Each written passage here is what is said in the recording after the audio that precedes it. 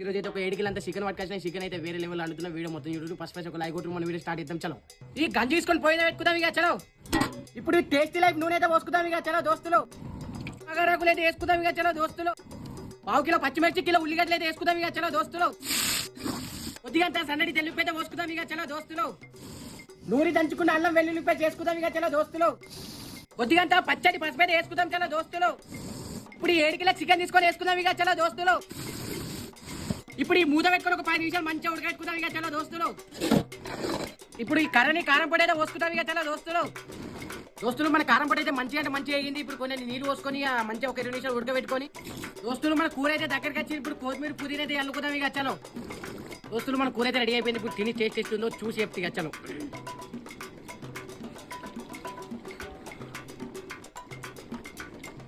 దోస్తులు మన కూర వేరే లెవెల్ ఉంది. మీరు కూడా ట్రై చేసుకొని వీడియో అయితే లైక్ చేసి షేర్ చేసి సబ్స్క్రైబ్ చేసుకోండి. నెక్స్ట్ వెళ్ళాం. బాయ్.